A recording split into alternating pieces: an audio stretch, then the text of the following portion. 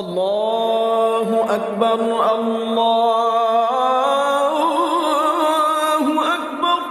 পবিত্র মাহে রমজানের ইফতারের সময় অন্যদের টেবিলে যখন নানা আয়োজন, তখন এই পরিবারের ইফতার বলতে থাকে শুধু পান্তা ভাত। কখনো কখনো সেটাও জোটে না। দুবেলা দুমুঠো ভাতই যেন তাদের কাছে স্বপ্ন। ছোট্ট একটি ঝুপড়ি ঘরে সন্তানদের নিয়ে বসবাস করছেন তিনি। বলছিলাম নোয়াখালীর সুবর্ণচর উপজেলার মোহাম্মদপুর ইউনিয়নের ৯ নং ওয়ার্ডের মৃত আমির হোসেন লেদুর পরিবারের কথা। তার পরিবারে রয়েছে স্ত্রী ও ৩ সন্তান সজীব, সৌরভ, সবুজ। গত ২ বছর আগে কাজ করতে গিয়ে গাছের চাপা পড়ে মারা যান আমির হোসেন। স্বামী মারা যাওয়ার পর কেটে গেছে ২ বছর।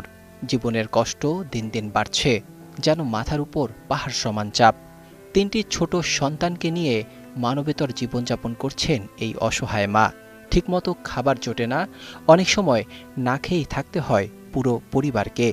কোনোদিন একটু ভাত জুটলে সেটাই তাদের কাছে বড় প্রাপ্তি।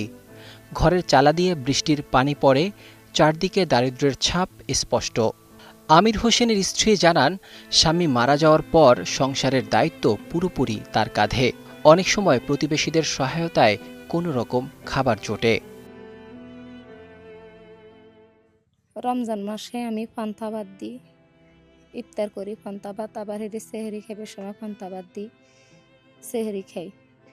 সবার ছেলে মেয়ে অনেক কিছু দিয়ে ইফতার করে। আমার বাচ্চার ঘরে আমি পান্তা ভাত দিয়ে ইফতার দিই। আজকে ২ বছর আমার স্বামী মারা গেছে। আমি ৩টি বাচ্চা নিয়ে অনেক কষ্টতে আছি। সামনেই আসতেছে, আমার বাচ্চারা কইতেছে যে কি সবাই নতুন কাপড় চোপড় কিনতেছে। আমি আমার বাচ্চার ঘরে যে ঈদে নতুন একটা কাপড় দেবো এরকম সামর্থ্য নাই। আর সরকারে শুনছি অনেক জায়গাতে অনেক ঘর বাড়ি করে দিচ্ছে, অনেক কিছু করছে। ওই আজকে ২টি বছর হয়ে গেছে আমরা যেসব ঘরে বসত করি এসব ঘরে কেউ গরু ছাগলও রাখে না।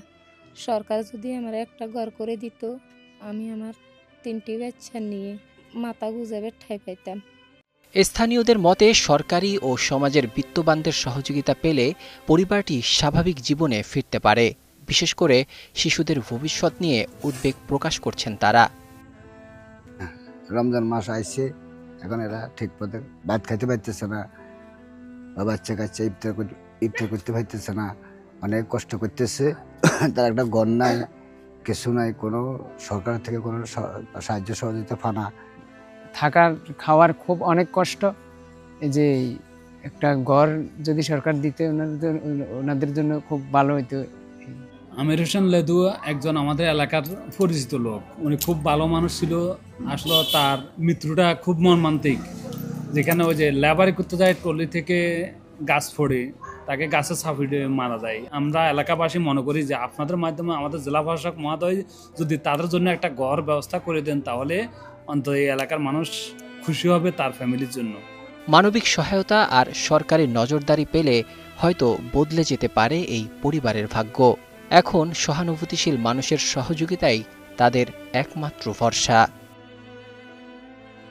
Desk report, ২১ television.